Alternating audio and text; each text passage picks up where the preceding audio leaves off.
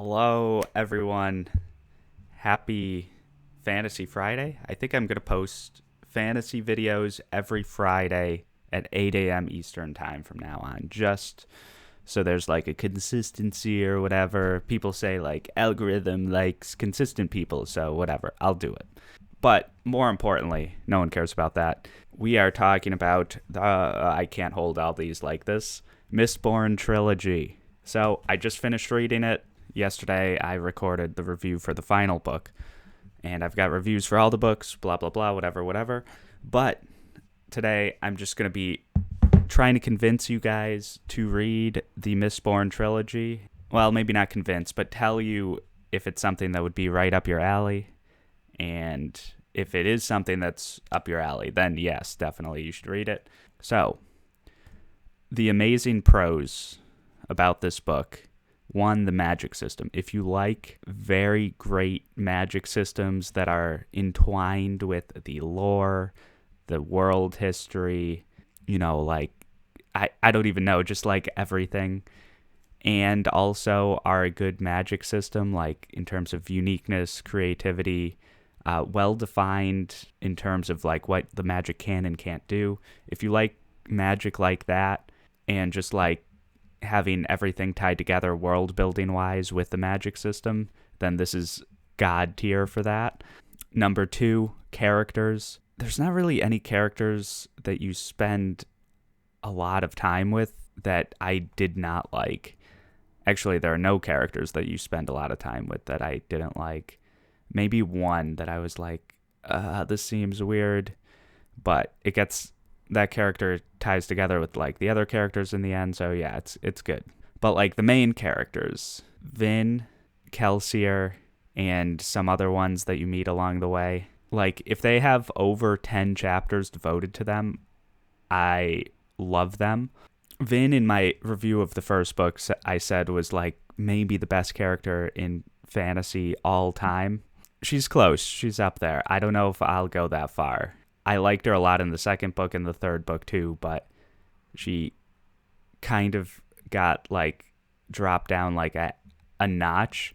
But it's almost more amazing that she's so good right out of the gate in the first book and so interesting to me.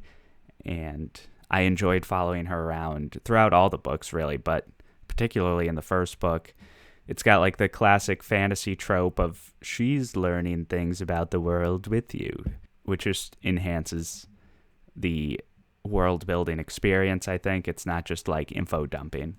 So yeah, amazing world building, magic system, all that. Great characters. I would say like 9 out of 10 or 9.5 out of 10 for the characters. The plot, I love the plot, but this is definitely a more controversial area. This plot is definitely too slow for some people, and I can see that. These are longer series. It's like 1,800 pages almost for 3 books.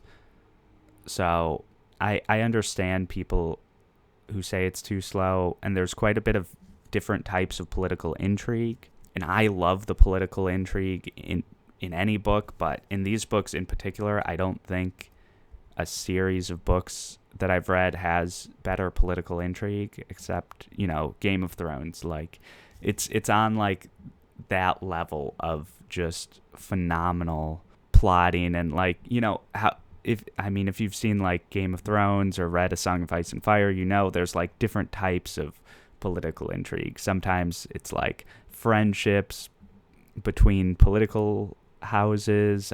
There's like betrayal, spying, intel gathering, assassinations. It's basically got like every political intrigue trope other than like an arranged marriage, I guess. That's like the only one I can think of right off the bat where Mistborn just doesn't have that at all at any point in the series.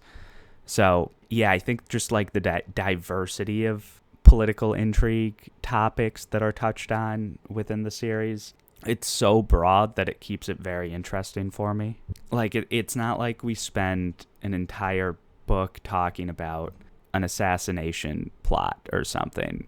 Or if we do, that's like just one of the political intrigue things going on, but there's like a lot of other things going on.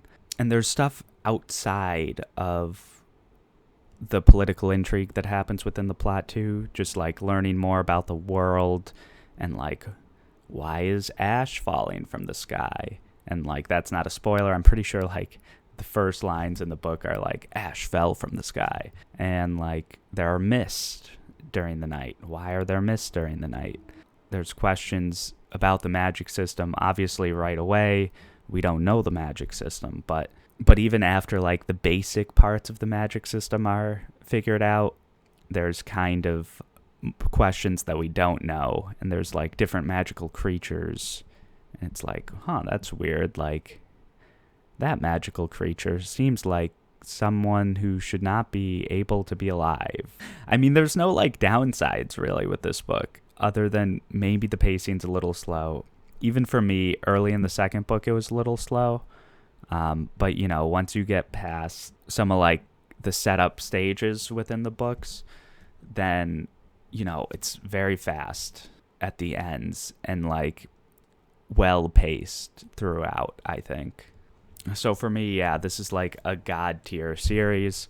I feel like it's the favorite, like, my favorite series I've ever read.